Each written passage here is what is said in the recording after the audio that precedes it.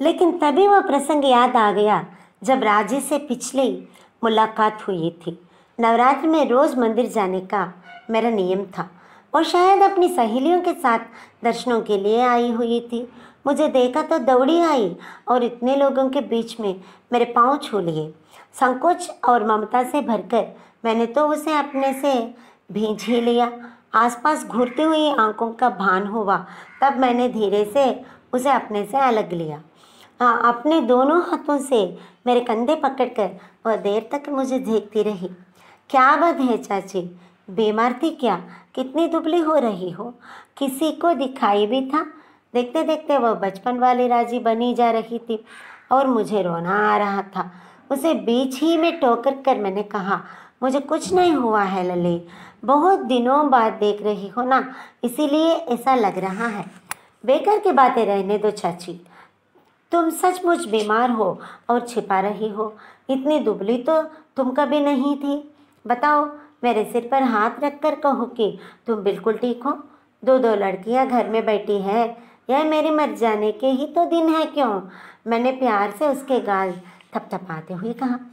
यही तो अन्याय है, सारी चिंता तुम लोग अपने सिर पर ले लेती हो और फिर लड़कियों की हालत देखो क्या हो जाती है।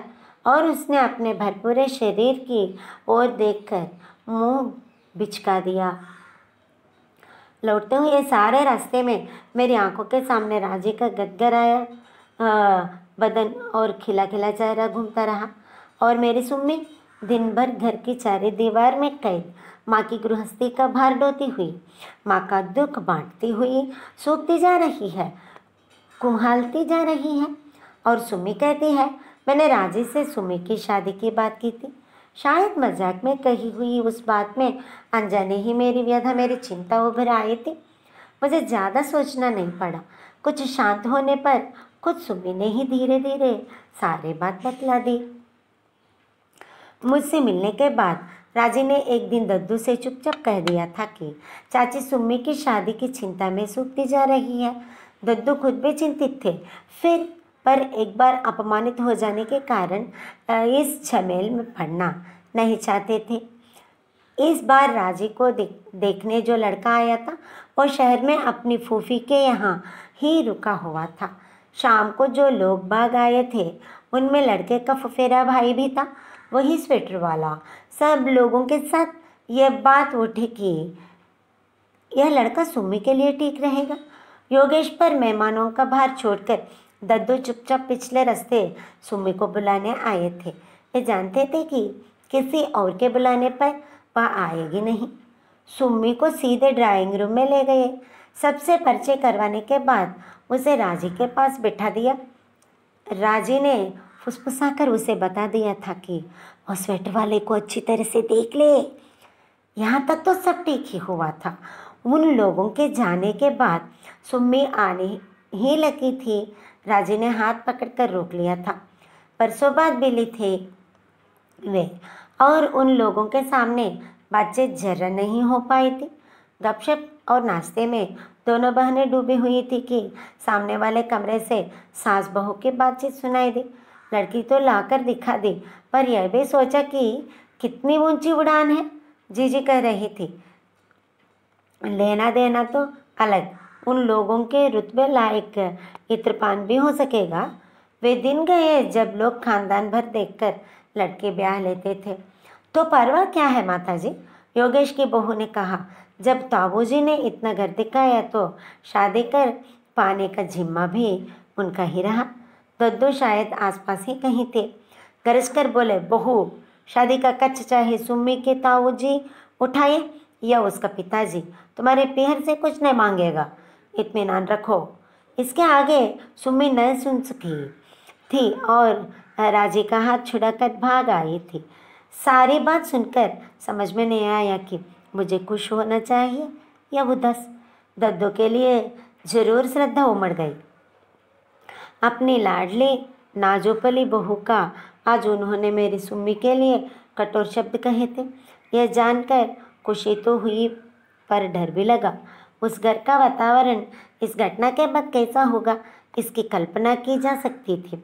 गनीमत थी कि नीचे वाली बाई उन दिनों छुट्टी पर थी, नहीं तो घर में तूफान उठे बिना नहीं रहता।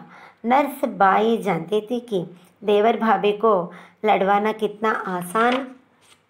मुफ्त का तमाशा देखने में किसी को क्या ऐतराज हो सकता है। 5-6 दिन बाद योगेश आया। चाचा जी तो घर पर नहीं है ना? उसके बाहर ही से पूछ लिया था। चाची, उन लोगों का संदेश आ गया है, उन्हें सुमी पसंद आ गई है। आप लोग क्या कहते हैं बताइए। उसने बैठते ही शुरू किया। खुशी के मारे मैं मूक सी हो गई। उसने मेरी चुप्पी का दूसरा अर्थ लेते हुए कहा, लड़का जल्दी में आपको दिखाया नहीं जा सका, लेकिन वे लोग यही के यहीं किसी भी दिन देखा आइएगा। फोटो यह रहा। लड़का डॉक्टर है। प्रैक्टिस अभी जमी तो नहीं है, पर पिता की रेपुटेशन अच्छी है, जल्दी ही चलने लगेगी। आपने डॉक्टर अवध बिहारी का नाम सुना है ना? उसी का लड़का है। लड़का तो अच्छा है भैया, फिर दद्दू खराब थोड़ी ही देखेंगे। ये आप कह रही हैं, हमारे यहाँ आकर सीखिए नुक्स कैसे निकाले जाते हैं। उसने कहा। क्यों, क्या हुआ? लड़का तो अच्छा है, मैंने खिड़की से देखा था। मैंने अपने ताक झांक वाली बात कह दी और झप गई। पर योगेश अपने ही धुन में था। बोला, इस बार जानती है क्या बात हुई? लड़के का इंटेलेक्चुअल स्टैंडर्ड नहीं जमा मेम साहब को। वह मिलिट्री का जवान है, बीएससी पास है, पर इनकी तरह लेक्चर नहीं झड़ता है ना, इसी से इन्हें पसंद नहीं आया। मैंने तो चाची आज ही 2 दर्जन जूतों का आर्डर दे दिया है। राजी पर इतना गुस्सा आया। पिता और भाई 5 साल के परेशान हो रहे हैं, पर इनके मिजाज ही नहीं मिलते। मेरी सुम्मी की सी दशा होती तो पता चलता। रात मैंने किस उत्साह से इन्हें एक खबर सुनाई। इस बार झूठन वाला मामला नहीं था, लड़का सुम्मी के लिए ही देखा गया था। फिर भी इन्हें बिगड़ना, सो बिगड़े भी। वाह, बड़ी जल्दी याद आया कि लड़के के बाप भी है, उसे कसना चाहिए। उनसे कहो इतना किया है तो कन्यादान भी कर दे। लड़के उन्हें पसंद आने से ही हो जाएगा, हमें भी तो लड़का पसंद हो। लड़का अच्छा है, मैंने देखा है, शहर ही में तो है, आप जाकर देख आइए। पर घर आया इतना, ये अच्छा रिश्ता मैं जाने नहीं दूंगी, मैंने अन्य के स्वर में कहा। जाकर देख आने से ही सब कुछ हो जाएगा। और उन लोगों ने मुंह फाड़कर कुछ मांगा तो क्या करूं? घर लौट आऊं या नदी में डुबकी लगाऊं? उस दिन पहले बार मन में उनके लिए तिरस्कार जगा। जब भी कोई समस्या सामने आई कि मरने जीने की बातें करने लगेंगे, लेकिन हर बार की तरह यह समस्या तो समाप्त होने वाली नहीं। यह तो लड़की की तरह दिनों दिन बढ़ती ही जाती। वो दिन मैंने खूब जली कटी सुनाई, न बच्चों का ख्याल किया न पड़ोसियों का। पर इतने दिनों से संचित सारा रोष उंडेल देने के बाद भी मन हल्का नहीं हुआ, उल्टे और भारी हो गया। यह घर बेच दीजिए, एक बार वह घर से चली जाए तो मैं बच्चों को लेकर सड़क पर भी रह लूँगी, मैंने आखिर में कहा। पर कहते याद आया यह घर भी कहाँ अपना था, आधे से ज़्यादा तो रहन सहन पड़ा था।